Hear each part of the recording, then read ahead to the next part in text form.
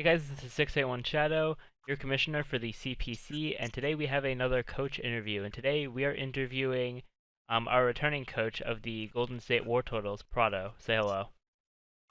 Hey, what's up, guys? This is Prado of the CPC, and I will be your future champ.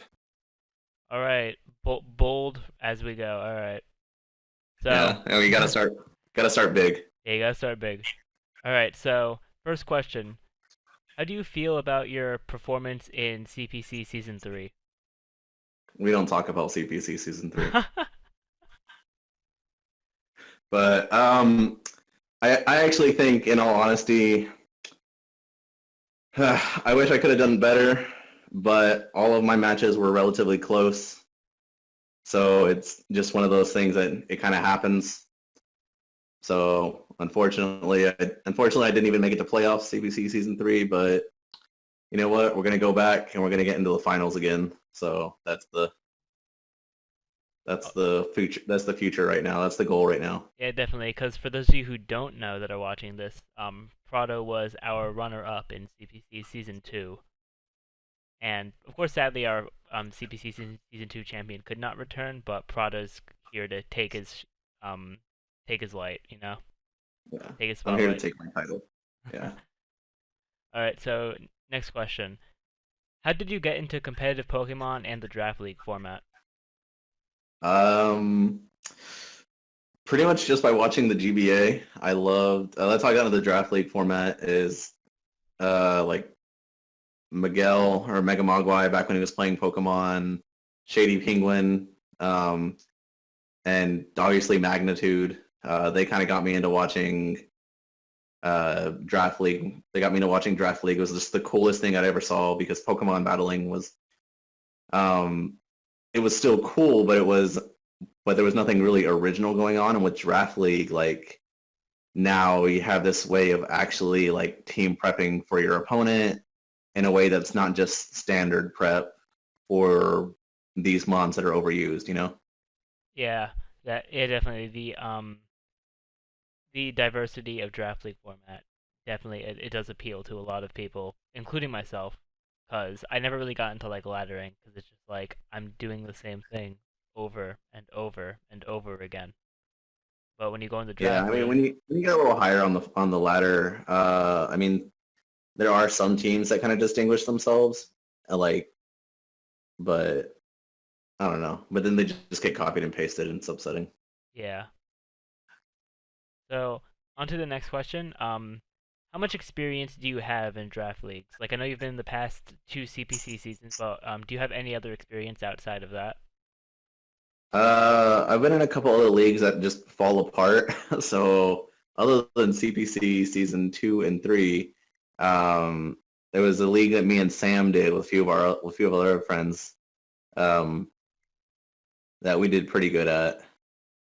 So yeah, so we had like a couple seasons of that, which was kind of fun. So I guess about 4 total seasons of draft league format. All So right. I guess I'm still relatively new to it. I guess a rookie even at that. Yeah. You'll get more experience though. It just takes time. Yeah, definitely. Yeah. All right. So on to the next question. What are your opinions regarding the meta change between Generation 6 and Generation 7, and what do you think about Z moves? Um, so there's only 2 mons to care about in Generation 7 right now, and that's Torkoal because he's a motherfucking turtle and he's badass. And there's Beware because his name literally tells you to beware of him. So that's it. He That's was it. too powerful for my team. I didn't have enough badges to control him, so I didn't want to draft him. And I think that's why nobody else drafted him as well. He's too much of a wild card. All right. Yeah. So what do you think about like Z moves? How do you Oh, how do you like them in the meta? I'm still learning them. Still kind of learning like which mons to give Z moves to and whatnot. Um,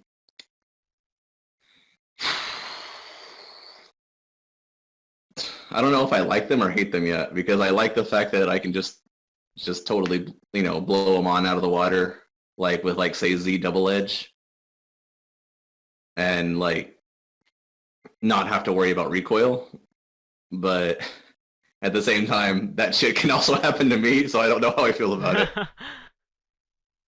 Yeah, they're definitely really good in being able to change the tide of a game. Like for example, it can help you to be able to knock out a mon on your opponent's team that you would not be able to knock out without the Z move. So and they're also pretty hard to predict because you may have the crystal, but your opponent may not know that you have the crystal because it is an item. So Yeah, exactly. Pretty yeah, much unless they like knock off a mon, knock off, not like use knockoff and an item doesn't drop off, then it's like, oh, well, it's the Z crystal or a megastone.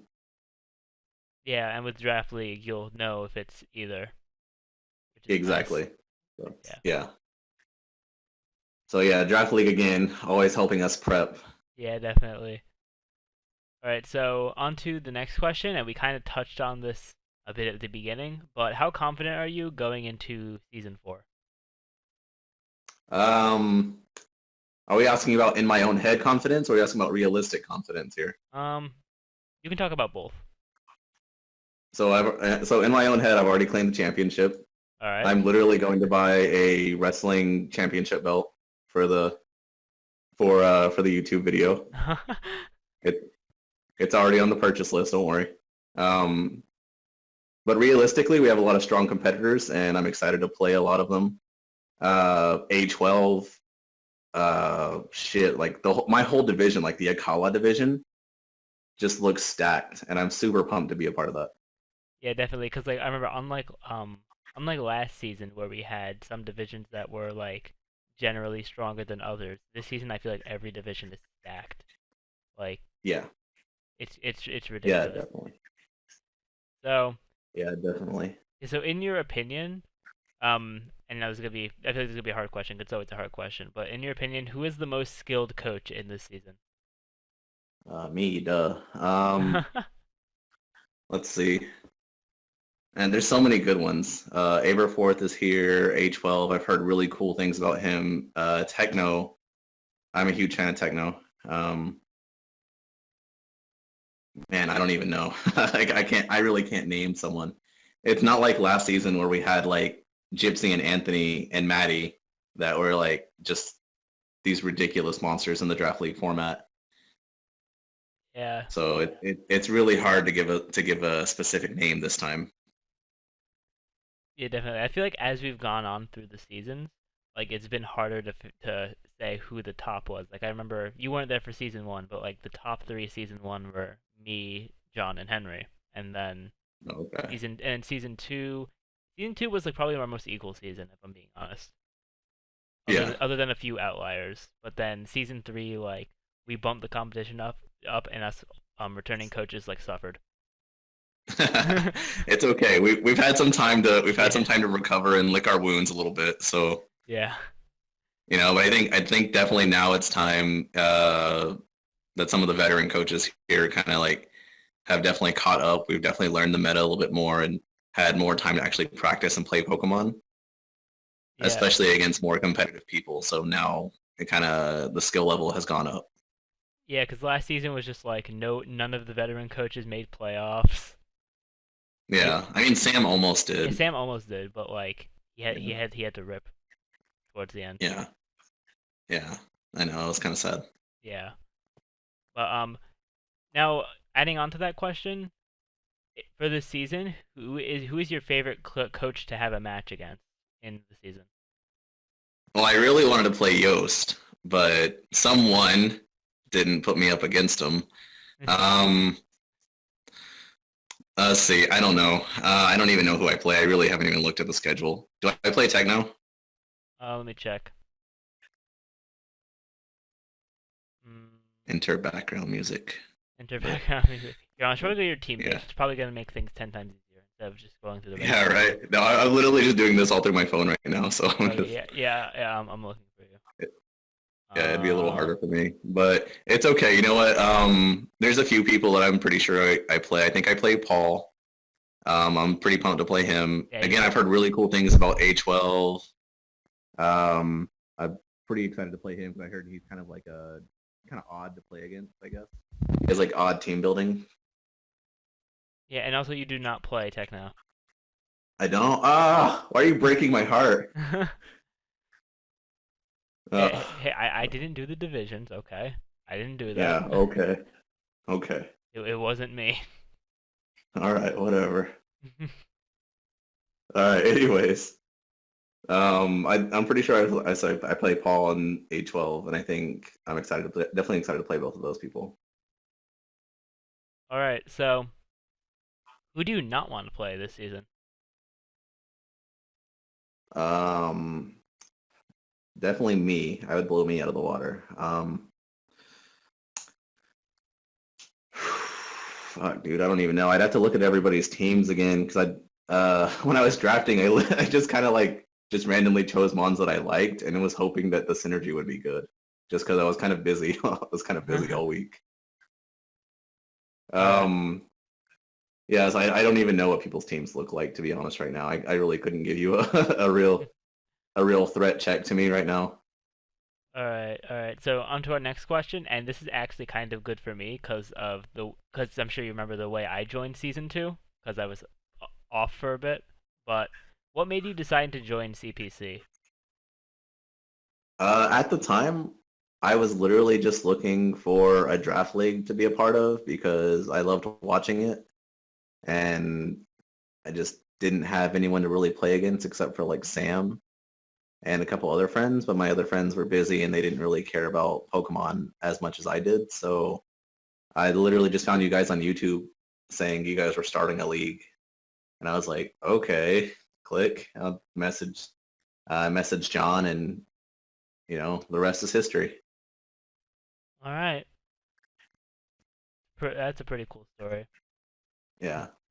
Well, so the last thing that we really want to ask you is for the people who are watching this interview and all of the CPC videos, how can they get a hold of you? Like, do you have YouTube, Twitter?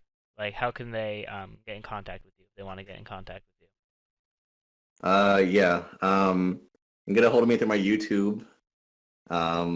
Whatever the fuck it is, they'll find a link to the description in there somewhere. Yeah. They'll find a link to that channel somewhere on this video, I'm assuming. Just message me on that. Literally, it all goes to my phone. Or if they want, they can literally just have my phone number. So I don't really care. All So right. So if you want his phone number, go ahead and ask him. you know, I All just right. I just asked for no underage nudes. That's the only thing I asked for. Just have a few baselines. Yeah. Hey, 18 and above, it's all good. Just no underage nudes. All right. So with that, we're gonna conclude this interview. Do you have any last words before we end it off? No, I think I've made my point pretty clear. So Oh, definitely excited to be the champ of season 3 or 4, or whatever season this is. Yeah, 4. Yeah, all right. and yeah, and it'll be cool to kind of be able to play everybody and have a good time. All right. So that's the end of this coach interview. Thank you all for watching. Remember to rate, comment, subscribe, and share the video. And make sure you go sub to not only Prado's channel, but also all of the coaches for the CPC who are doing such an exceptional job of making sure everything's running as smoothly as possible. So with that, we will see you all next time.